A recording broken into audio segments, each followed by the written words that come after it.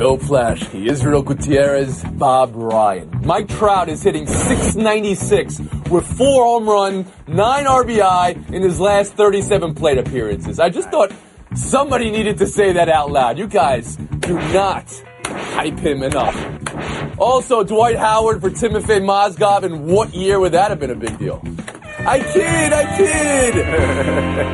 I'm back on Dwight Howard. Those Equalizer 2 commercials are awesome. It's Around the Horn, the show of competitive banter. Here's Tony Reali.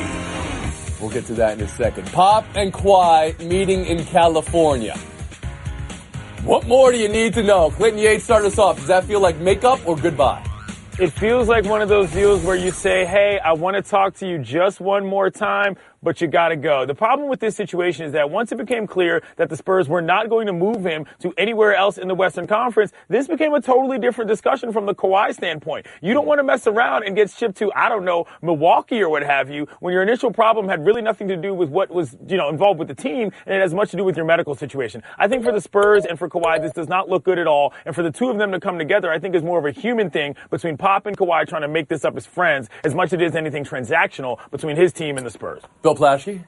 Well, this whole thing just breaks my heart, this breakup, as you can imagine. I'm just, over it, or it's terrible. But Pop, it's not, they didn't come together. Pop came to him. That's a big distinction there. This feels like a breakup. It feels like Pop getting the last gasp at a situation that cannot be fixed. It's throughout the whole organization. Kawhi's problems weren't just with the coach, they were with his teammates, they were with the locker room culture that turned on him, that he believed turned on him last year. It's with the medical staff. It's with everybody. And so Pop was flying there as the last gasp. It's not going to work. Israel Gutierrez?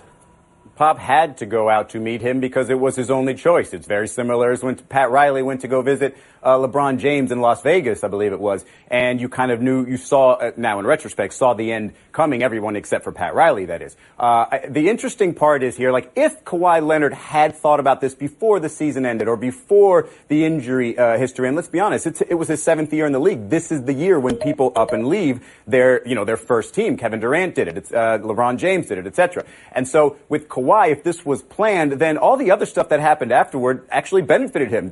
Tony Parker trashing him in the media. Greg Popovich consistently calling his group and everything else and saying that affected him. But I also think that Greg Popovich is going to be absolutely stubborn here. Not just because he has the right to and the track record to, but because this was a tumultuous year for Greg Popovich. Not only on the court with his team not winning 50 games for the first time in forever and lost in the first round, but he lost his wife this year. And here his star player, who he thought was supposed to stick by his side like Tim Duncan for the rest of his career, is pulling a different card on him, and he's out the door. I don't think he's necessarily going to send him to L.A. Bob Ryan, how about you?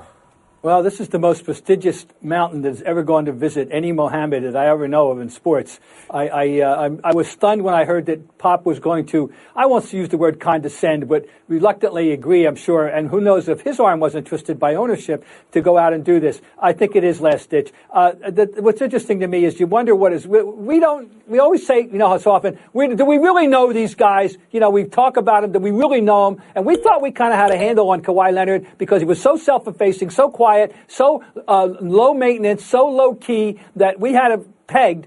And if he wants to go to L.A., then he's not the guy we thought he was in that regard. Well, why do you say it like that? Why do you say it like that, Why do you say it like that, Bob? Well, LA is going to be a lot more focused. He's going to have a whole other existence that he never had in San Antonio. I'm just saying. Okay, well, that may be true. That's all I mean. But all that's on, sorry to say, you people, right? That's your idea of somebody. That doesn't necessarily mean it's the person's idea of themselves. What happens now, Israel? Well, I think the Spurs have no chance but to trade him. But they could sit there and just look for the best deal and give them to a team or trade him to a team that he might not re-sign with. And it's a little bit of a Paul George situation in Oklahoma City. We just saw it happen last year. So I think the Spurs will get their best deal, and there will be a lot of people. You want to throw out some names? Have you heard anything? Philadelphia has a lot to offer, including Covington, the number 1 pick last year, Markelle Fultz, and a couple of draft picks. Okay. Clinton, you threw out Milwaukee. You were just throwing it out there. But yeah. I kind of got excited at the idea of Giannis and Kawhi in the same lineup. Anything you like? Right. I mean, I think there's something also to be said here about what Popovich is doing for the purposes of the court of the public opinion with the Spurs. The way that ended was really ugly. And listen, they're always known as that franchise that does everything right. If it turns out that for guys as valuable as Kawhi, they're throwing them out on a rail and they're just telling people that they can't deal with the way that they deal with injuries, there's something to be said for what happens in the future. And I think Greg's got to save a little face for the organization in terms of how they deal with it. Yeah, Bob, Kawhi would not be the focus in L.A. because if he comes to L.A., LeBron's going to come with him. LeBron would be the focus. Kawhi would, again, be the kind of player. I know you got the super team already formed. You got the jerseys. I'm ready. I'm ready for it. He's never been more ready. It's not Kawhi's decision right now, and Jackie Mack told us yesterday, her reporting, that San Antonio would never trade him to L.A. Like, that's not happening. It's going to be their only offer they get. It's going to be the best chance they have. They'll trade him to L.A. Yes, Bob, everyone knows the best deal would be in Boston if Boston wanted to. All right, we did this yesterday. Jackie was in Boston. She had Boston. Bill was in L.A. He had L.A. Everybody L.A. knows. and Boston. Just get over yourselves for a second. Let's move on. Let's stay in Southern California. Mike Trout. I said before, he's hitting .696 with 4 home runs, 9 RBI in his last 37 plate appearances. With that, he's on pace for the greatest season in baseball history, according to WAR. And I know you guys all laugh, according to WAR, Babe Ruth's WAR was never. Babe Ruth, 1923 season. We went back and we looked at it. That's the greatest WAR ever attained by a Major League Baseball player. I know, Bob, but this is the truth. Well, Bob, you start us off then. Is it possible Trout is not getting enough praise and is underrated here?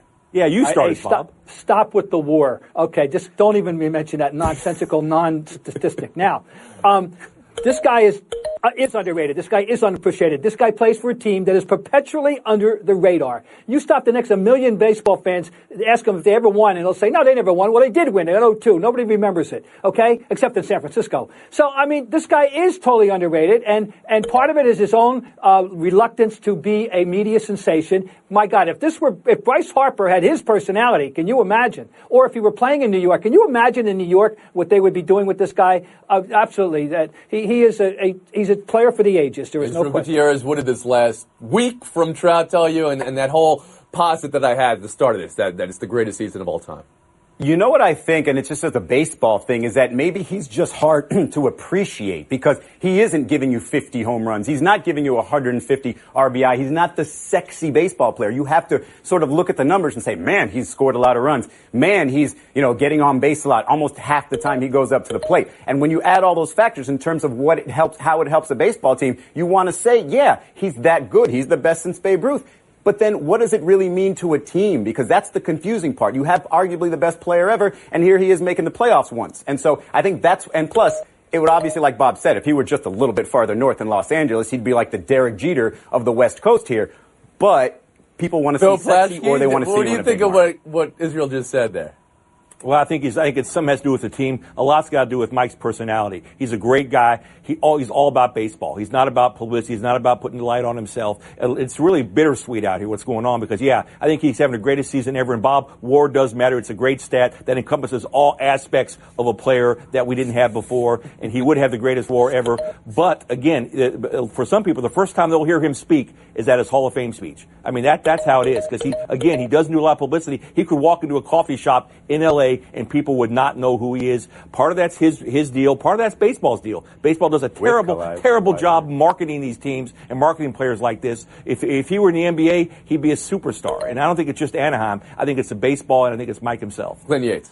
Yeah, perhaps we should trade him to the Lakers, Bill. But what my point is here is about baseball is that, listen, when you're talking about marketing guys, it can't just be the guys that are great. And I think that's the lesson that Major League Baseball has learned from this. If the personality isn't there, so be it. He can fill up the stat sheet. He can do what he wants. There are plenty other people around all of the bigs that you can use to help make this game popular. It'll be very unfortunate if Mike Trout ends up being the guy whose entire career is wasted because he played it in a second city in a big market. However, he's not the only dude that's any good in Major League Baseball. I'm tired of them using this excuse that their best players are boring as a reason why they're not more popular regionally and nationally. You can do other things.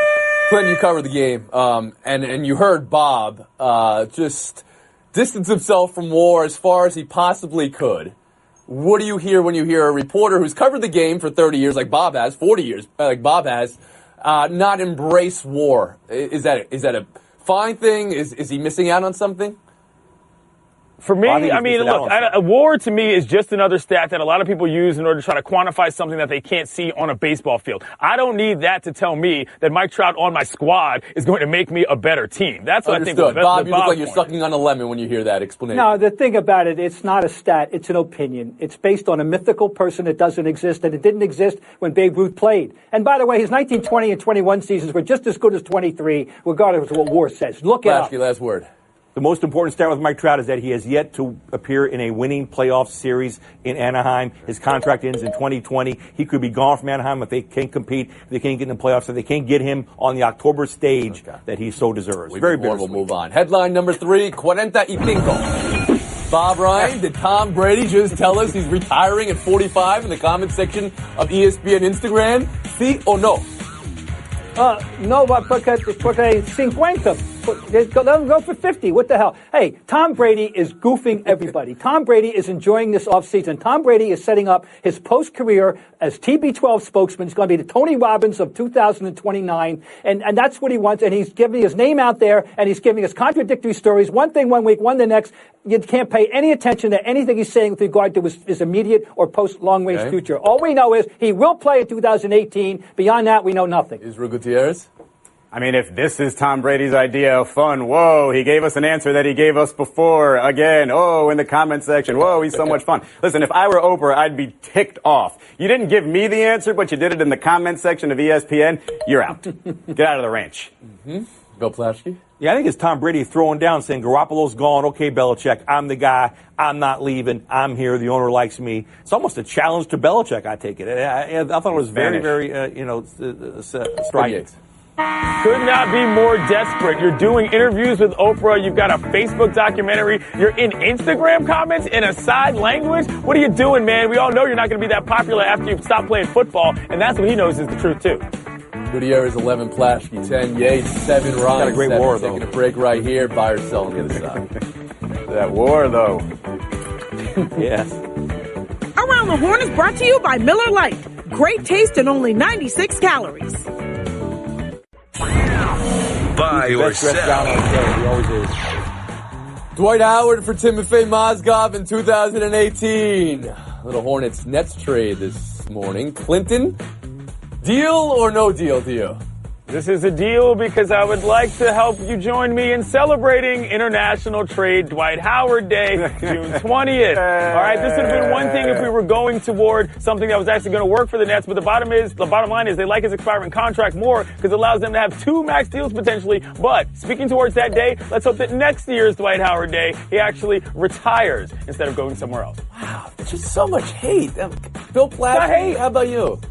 This is no deal. As the only panelist who has covered both players, this is a loss for both teams. I mean, congratulations for covering Dwight Howard and Timofey Mozgov, Bill Plaschke.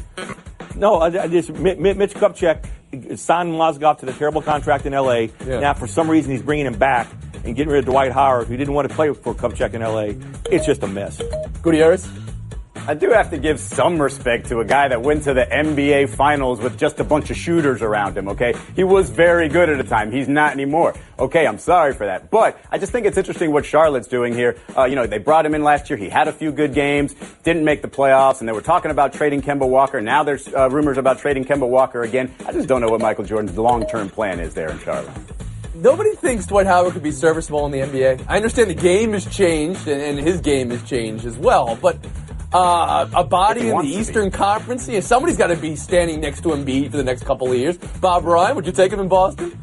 Did you ever hear of the concept of the whole not being equal to the sum of its parts? I'm familiar with it. Well, I mean, the guy's a Hall of Famer, though. Dwight Howard is the Antoine Walker of centers. His whole does not come close to equaling the sum of his perceived parts. Okay. 16 and 12 last year for Dwight Howard. And okay, he won me back with the commercial he made for Equalizer 2. I thought he was great. We had good times. Bob. That chocolate chip on his face. I mean, you guys are really hard on Dwight. We'll move on. Buy or sell 2. Hunter Strickland. Out 6 to 8 weeks for punching a door after blowing his save Monday. Here's his letter apologizing and vowing to learn from it to Giants and Giants fans. How should Giants fans feel about their closer, Bill? they ought to feel like almost relieved. They saw this coming. He's a hothead, and he's not that great of a closer. In his career, 18 saves, 13 blown saves. He's always teetered on the edge. Oof. Maybe this will knock some sense into him, get him a better closer. 18 saves, 13 blown saves in his career. Israel Gutierrez? He must have done the talk to text thing, right? Because his hand is broken and he didn't have both fingers.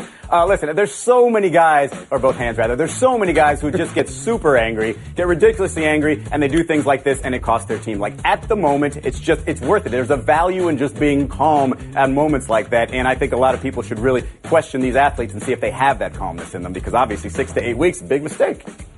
Bob Ryan?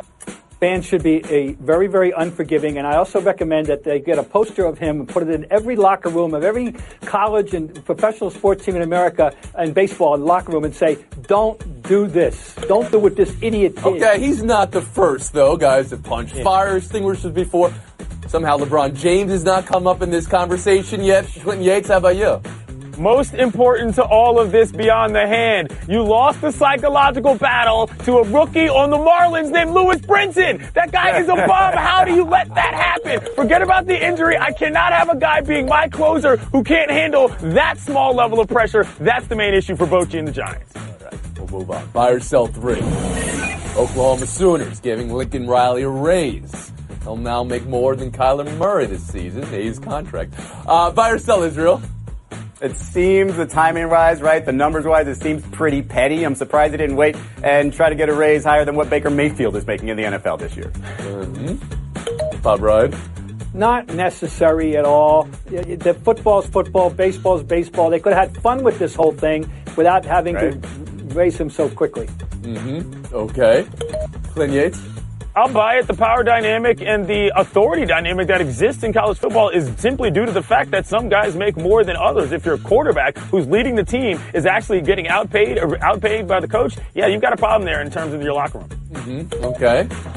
And how about you, Bill Plaschke? Oh, I'm buying this. I mean, he's a great coach. He's worth the money, and he's worth being paid just a little more than his quarterback. You don't need the players talking about that. You don't need that to be a thing. If college football runs as a dictatorship, like it or not, this would be challenged if your quarterback's making more than your head coach.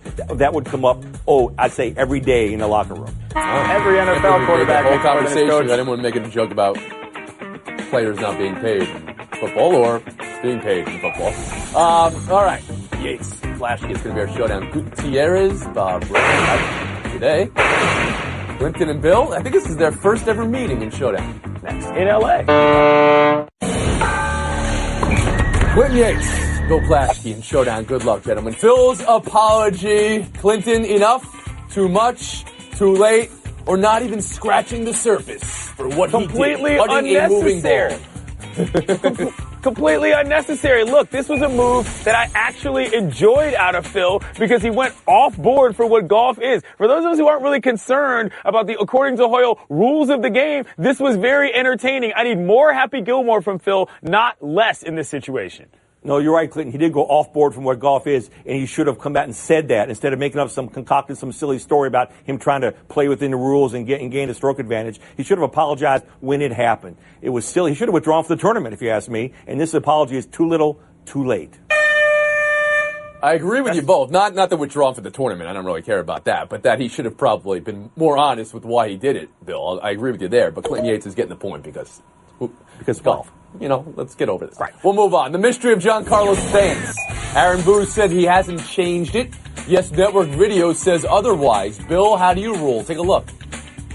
Oh, I think he's changed it a little bit, and I think that's just part of the adjustments. I mean, he's got to make adjustments as as the season goes on. This is a guy that goes off late in the season, where I'm waiting for him. He's still going to hit 50 home runs this year. I think it's just a little adjustment. It's smart. I don't know why they're trying to say it's not happening. As somebody that appreciates leg meat, as evidenced by Ronaldo, Stanton's stance in this position is serving a lot of looks. I don't care what he's doing and what he's adjusting with. It is giving me something that I think a lot of people need. And on top of that, the swing is the issue. It's the ugliest thing I've seen. That's the most effective thing I've seen. For anybody out there who's coached baseball, do not tell your kids to do this unless, of course, they hit 500 ugliest bombs thing on a you've regular seen. basis. That's the most effective thing you've seen. It is the most close stance in baseball right now. That was Ugly and effective is the name of my game.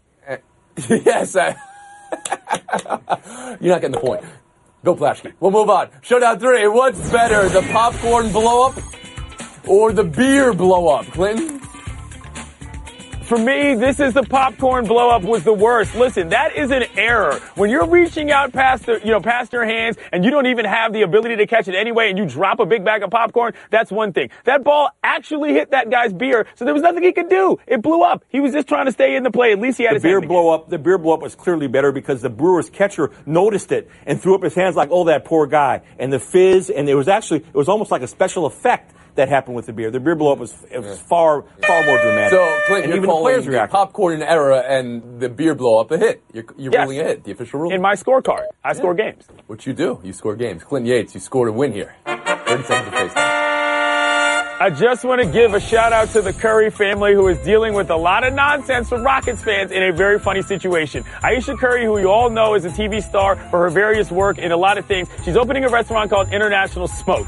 Rockets fans have gone to Yelp to already give this thing a ton of bad reviews, and the things they're saying are hilarious. Overall, though, what I love about this is why the NBA is great. It doesn't have to have anything to do with the court, doesn't have anything to do with the game, but it provides an entertaining situation. So shout out to the Curry. She's here for all. But it's not great if her restaurant's suffering for it. Now Warriors fans got to come back the other way and go even bigger.